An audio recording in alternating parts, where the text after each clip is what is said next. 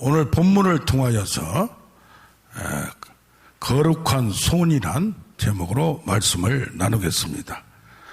여기를 보면 하나님이 우리를 부르신 게 나타납니다. 여기 보면 태에서부터 부르셨고 복중에서부터 내 이름이 기억되었도다. 이사야는 지금 왕족인데 이렇게 부르셨다는 얘기예요. 거룩한 소명. 우리가 예수를 믿는 것도 이 세상에 내가 해야 할 일 또 소명을 알면 거룩한 사명을 또 알게 됩니다. 거룩한 사명을 알면 자기 정체성을 찾게 됩니다. 외국에 입양된 자들이 자기 이제 나이가 들고 성인이 되고 엄마 아빠가 돼서 부모가 됐을 때 나의 부모는 누구였을까 하는 뿌리를 찾는 그 의식이 살아난다고 합니다. 그래서 한국에 와서 나의 어머니 아버지를 찾는 분이 있어요. 어떤 목사님 부부는 너무 힘들어서 쌍둥이 하나를 입양을 시켰어요. 그런데 미국에 가서 잘 살으라고. 그런데 그 쌍둥이를 그리워하는 그런 걸 보고 있습니다. 아직까지 만나지는 못했다고 그래요. 그런데 요즘 가끔 보면 산부인과 의사가 인공수정을 하면서 자기 정자를 대신 거짓말로 이렇게 해서 자기 자식들을 수십 명, 수백 명이 되는 거가 있어요. 최근에는 이게 몸에 이 희귀병이 있어서 이렇게 찾다 보니까 같은 DNA가 여러 명이 있는 거예요. 그래서 고발하고 그런 건을 확인을 했습니다.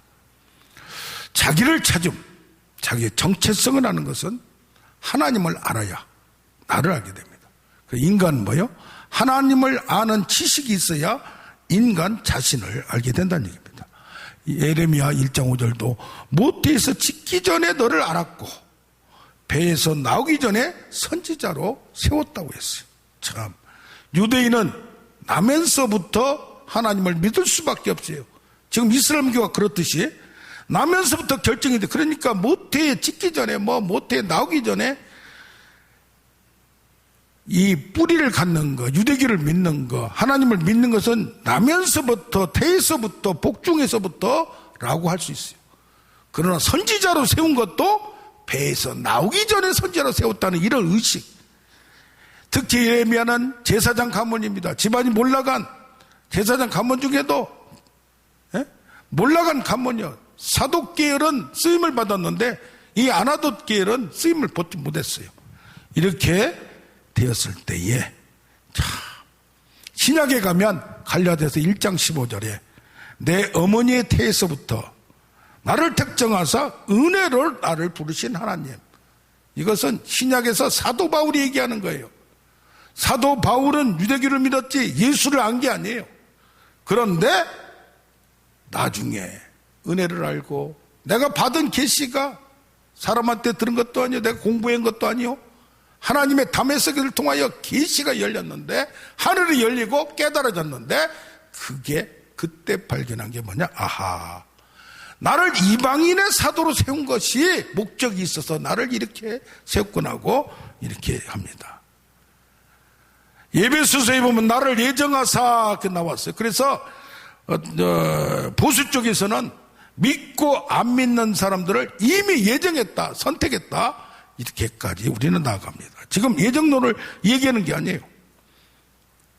우리가 예수를 믿고 하나님을 알게 되고 이걸 보면 누구를 통해서 알았건 언제 알았건 하나님을 아는 것 자체가 귀하고 은혜 중에 은혜고 계시 중에 계시고 축복 중에 축복임을 알기를 원합니다. 이걸 모르는 분들은 이런 고백이 나올 수가 없어요. 이렇게까지 고백이 나온다는 것은 도저히 사도 바울과 같이 믿을 수가 없는 내가, 이렇게 쓰임 받을 수 없는 내가, 도저히 할 수 없는 내가 어떻게 은혜로 이렇게 됐구나를 철저히 깨닫는 자가 이렇게 말할 수 있을 줄로 믿습니다. 여기 보면 나의 종이란 얘기가 많이 나와요. 나의 종.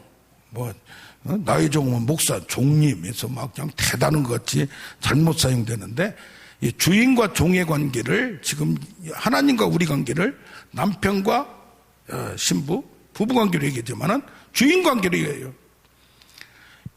그래서 하나님을 아는 사람뿐이 아니라 하나님이 쓰는 사람은 내 종이라고 얘기했어요. 예레미야 25장 9절에 나의 종 느부갓네살 바벨론 왕을 통하여 이스라엘 쳤는데 그걸 내 종이라고 그래요. 또 이스라엘을 이제는 바벨론에서 끌어낼 때에 하나님께서 누구를 쓰냐? 고레스를 나의 목자라고 해요. 내가 기름 부은 자. 야,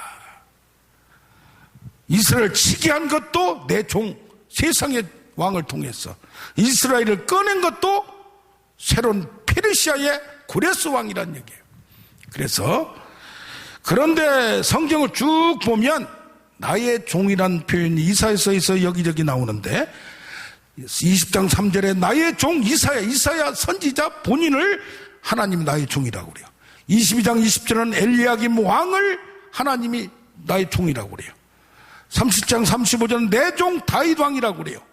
41장 8절은 이스라엘을 나의 종이라고 그래요.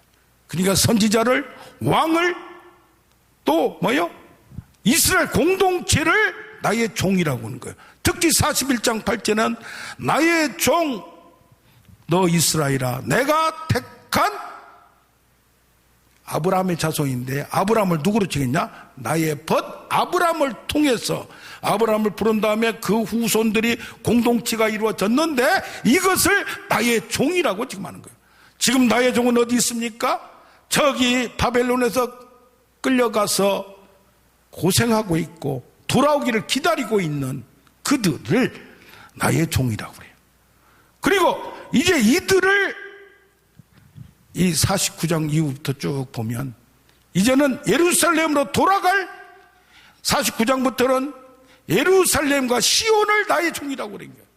이렇게 하면서 이들을 내가 쓰는 자, 내가 선택한 자, 너희를 통해서 천하 만민이 구원을 받기를 원하는 그런 나의 종. 그래서 개인이나 선지자나 왕이나 이방 왕이나 하나님이 쓰는 자는 나의 종이라는, 특별히 이스라엘 공동체, 믿는 지금 교회의 공동체를 하나님은 쓰기를 원하고 나의 종이라고 얘기합니다.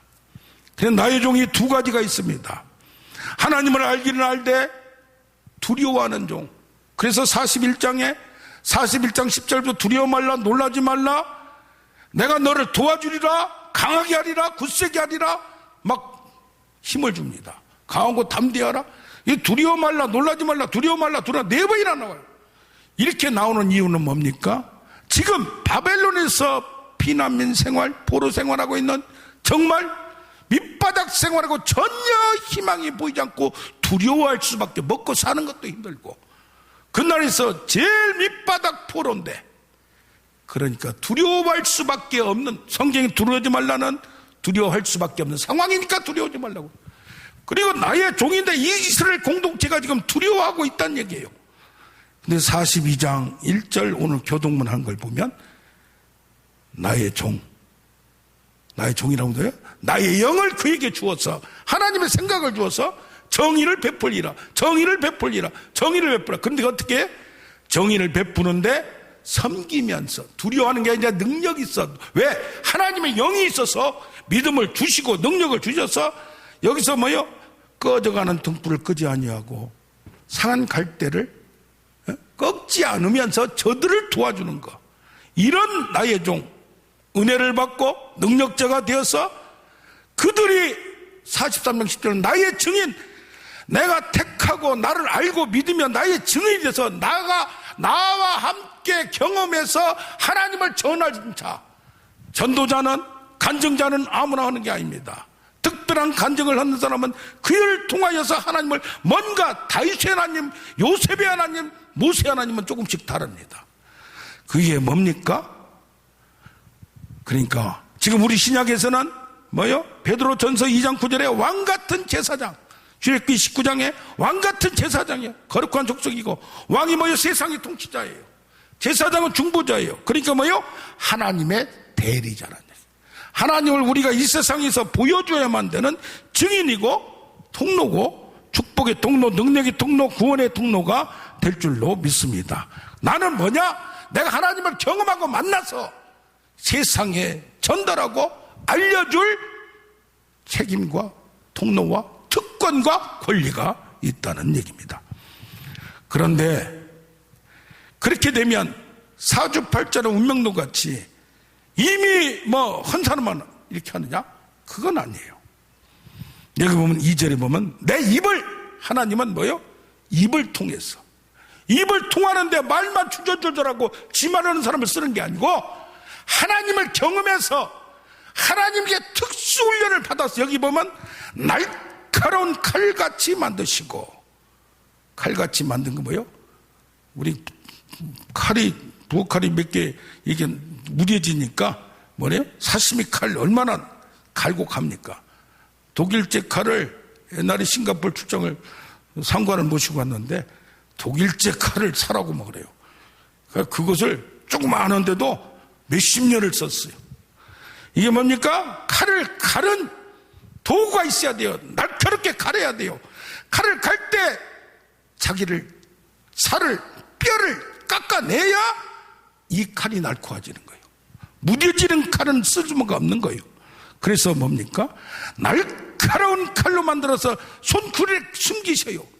날카로운 하나님의 혹독한 훈련, 혹독한 버림, 혹독한 징계, 혹독한 고독, 버림받은 것 같은 이런 세상의 고초와 질고를 아는 자를 통하여 그걸 통과한 자, 특수훈련을 이북에 침투하고 우리만 갇혀보는 게 아니에요. 우리도 보내요.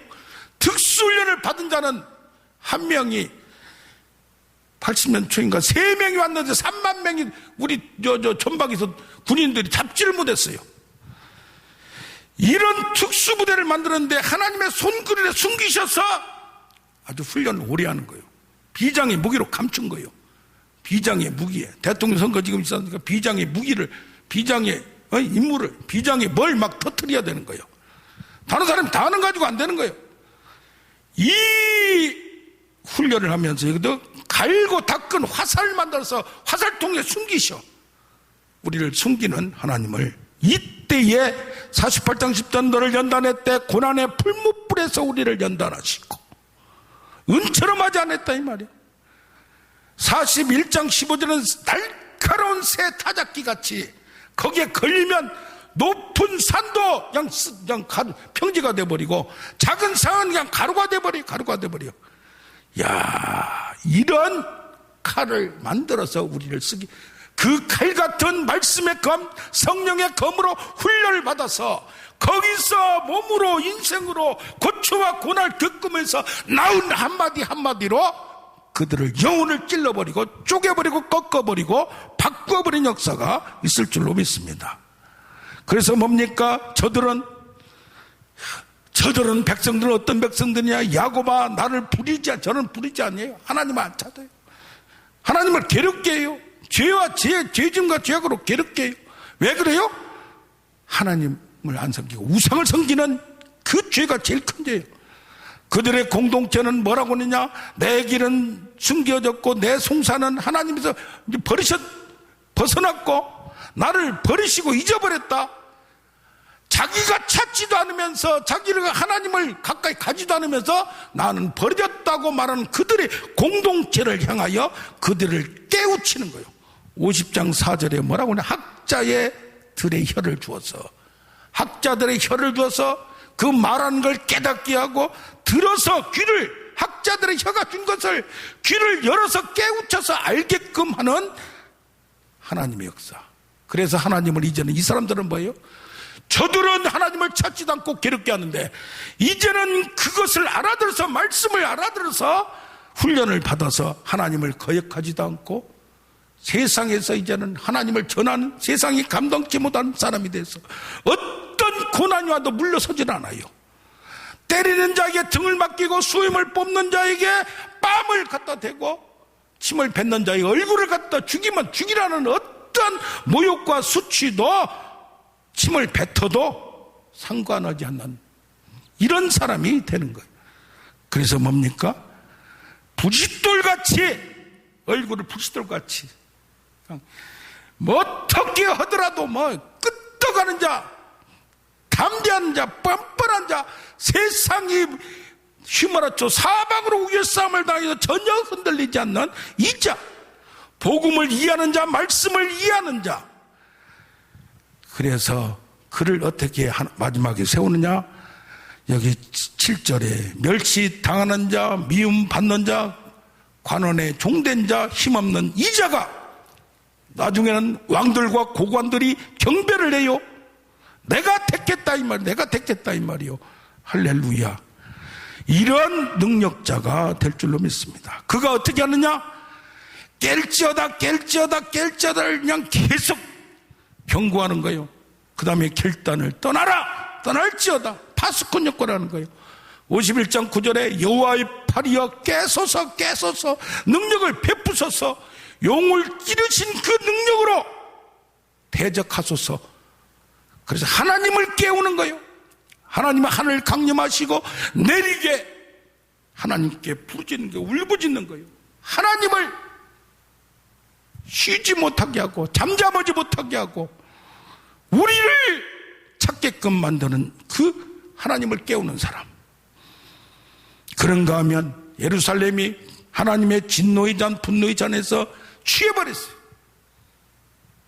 왜 그런지도 모르는 거예요. 술이 깨서 진노의 잔을 뿌렸는데 먹였는데 거기서 깨어나래. 왜 그랬는지 깰지어다 털어버려라. 술에서 털어버리고 진노에 왜 그렇게 됐는지, 누가 너를 슬퍼하며 누가 너를 위로하라? 진정한 위로자는 하나님뿐이 없는 걸 우리는 알아야 됩니다. 하나님 우리를 친 것은, 징계한 것은 우리를 버리는 게 아니라 뭐예요? 교정적 목적이 있어요.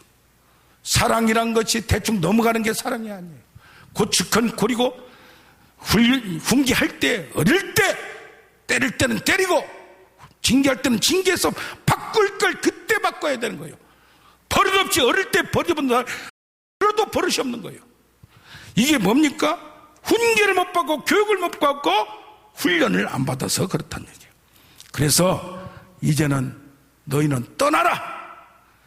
떠날지어다 부정한 것을 만지지 않을 자 거기서 나와라. 이제 백성들을 향하여 외치고 입으로 선포하고 날카로운 칼같이 강할 때는 강하게 얘기를 합니다. 그러나 이것만 가지고도 안 돼. 그들이 변하지가 않는 거예요. 변해요. 변해야 되는데 변하지가 않아요. 들었긴 들어도 보긴 보아도 이걸 깨닫지 못하는 거예요. 그래서 선포하되 기다리는 겁니다. 선포하되 설득하는 겁니다. 왜? 나도 그런 과정을 훈련을 받았기 때문에. 오래된 친구와 인연이 끊어진 이유가 있다고 합니다. 몇십 년 된 관계였는데 이게 틀어져가지고 끊어진 데죠. 어른의 문답법이라는 책을 보면 상대의 생각을 고칠 생각을 마라. 남편을, 부인을 고칠 생각을 마라. 퇴로를 만들어주고 그래 그런데 라고 대화하라. 우리가 고칠 수가 없어요. 하나님이 흔들고 때려야 고치지 우리는 선포만 할 뿐이에요. 고칠 때를 기다릴 뿐이에요. 변화받을 때를 기다릴 뿐이에요. 그때 사용한 거예요. 그때. 할렐루야. 자, 이렇게 선포하는 사람이 아무나 된 게 아닙니다. 선지자들마다, 믿음의 은혜자들마다, 능력자들마다 혹독한 훈련, 정말 외로움과 고독과 눈물과 고통, 신음소리 가운데 그걸 통과한 자들이 쓰임을 받는 겁니다. 그런데 이것이 어떻게 되느냐? 거룩한 능력으로, 거룩한 임재로 하늘로부터 강림하고 은혜의 때와 구원의 날이 이를 때가 있는 겁니다. 여기 49장 18절에 내 눈을 들어 사방을 보라. 사방을 보라. 백성과 언약한 그 언약이 이루어지며 나라를 일으키며 기업이 상속되리라. 그래서 나를 그의 종, 내가 나의 종이라고. 여기 5절을 보면 내가, 하나님이 나를 어떻게 생각할, 내가 아는 거예요. 내가 아는 거. 그가 나를 그의 종으로 지으신 이시오. 하나님에 대해서 나를 자각하고 나의 정체성을 아는 거예요. 근데 6절은 뭐예요? 하나님이 나를 어떻게 쓸까를, 야곱의 지파를 일으키며 보존 뒤에 남아있는 자를 돌아오게 하며 이렇게 사용하는 역사가 있을 줄로 믿습니다. 그런데 이들을 어떻게 하느냐? 왕들과 왕비들이 얼굴을 땅에 대고 내게 절하고 내 발에 뒷걸을 핥을 것이라. 지금 별 볼 일 없고 약하고 고난의 종인데 하나님은 나중에 마지막에 능력자로 완전 정복. 옛날에 우리 학교 다닐 때 완전 정복이란 책이 지금도 있는가 모르겠어요. 달달달 외워버려야 돼. 완전 정복 외워버려. 그냥 처음부터 끝까지. 성문 종합영하고 뭐 완전 정복 그냥 완전히 외워버려야 돼. 60장 4절에 내 눈을 들어 사방을 보라. 사방을 볼 때 무리가 온다 이거요. 성경에 보면 뭐가 나와요? 과부들이 자식이 없어요. 그런데 걱정하죠. 고자들이 자식이 낳을 수가 없어요. 왜? 양자들이 사방으로부터 끌어 무리가 들어온다 이 말이에요. 또 바다의 부와 이방 안의 부가 막 끌려 들어와요. 내게로 오리라. 할렐루야. 이럴 뿐만 아니라 새일 42장 9절 43장 19절 보란 새일을 내가 행하리니 여기 48장 6절 새일 은밀한 일 지금 창조된 일 이런 놀라운 일이 뭐냐? 근본이 우리를 억압했던 바벨론을 꺾어버리는 거예요. 바벨론을 부숴버리는 거예요. 이러므로 말미암아 내가 사랑하는 자 나의 기뻐하는 뜻을 행하는 자가 바벨론에게 저들을 완전히 묵사말 만들어버리고 그 세계 강국이 무너지는 역사를 이걸 누가 알겠느냐 이 말이에요. 숨어있는 것을 누가 알겠느냐. 그런가 하면 너를 여기 6절에 나옵니다. 이방의 빛으로 이스라엘 사람 너희들만 돌아온 게 아니라 이것을 통하여서 세계 만국을 구원하는 통로가 돼서 구원을 베풀어 땅끝까지 이르게 하리라. 이방까지 구원하리라. 이게 바로 사도 바울의 사명이에요. 이 사도 바울의 사명이 여기 42장 6절 백성의 언약과 이방의 빛을 성취하는 자 이방인의 사도로 하듯이 여기 49장 6절 이방의 빛 이것이 뭐냐? 사도행전 13장 47절에 이 구절을 사용하 아하 하나님이 우리를 통하여 베드로는 유대인의 사도로 나는 이방인의 사도로 쓰인 것이 성경에 600년 전에 이미 예언되어 있구나를 착각하는 거예요. 얼마나 놀라운 거예요 이게. 새 일은 어떤 일입니까? 상상할 수 없는 일이에요. 그러려면 우리가 새로운 마음을 가져야 됩니다. 닥터 나우라는 회사가 있어요. 장지호 대표인데 지금 뭐 젊어요. 30대밖에 안 돼요. 한양대 의대를 졸업하고 다 의사가 되려고 하는데 의사를 안 했어요. 벌써 장지호 이 사람은 어떻게 했느냐? 의대를 간 목적도 달랐어요. 자기 아버지가 어디 아프면 친구 의사한테 의사인 친구한테 전화를 하는 거예요. 거기에서 이 뭐요? 아이디어를 얻어요. 아하, 원격 상담을 해야 되겠구나. 그래서 의대 들어갈 때 면접할 때도 왜 의대에 왔습니까? 나는 원격 상담을 하러 왔습니다. 그래서 이걸 창업하고 처방약을 배달하며 처음에는 다 법적으로 뭘로 사람들마다 약국에서도 안 돼요. 그러나 비대면 시대 이걸 설득하고 외국인 먼저 풀어줬어요. 그런데 지금 뭡니까? 10개월 만에 6만 고객이 왔고 30만 건의 계약이 됐다는 얘기입니다. 이 거룩한 거룩한 훈련을 통하여 거룩한 능력을 발휘하는 그는 마지막에 52장 13절부터 53장 12절에 나오는 고난의 종, 고난을 통과하여 이겨내서 저들이 못하니까 저들의 짐을 져서 내 종 고난의 종은 형통하리니 받들어 높이 들려서 지극히 존귀하게 되리라. 그러나 그 과정에는 진짜 개고생하는 거예요. 진짜 개멸치를 당하는 거예요. 그것을 통과하면 질고를 아는 자라, 고생을 아는 자라. 그래서 인생 공부를 했고 그걸 넉넉히 통과한 자가 넉넉히 이기는 비결을 가르쳐주는 통로가 될 줄로 믿습니다. 우리 찬양합시다.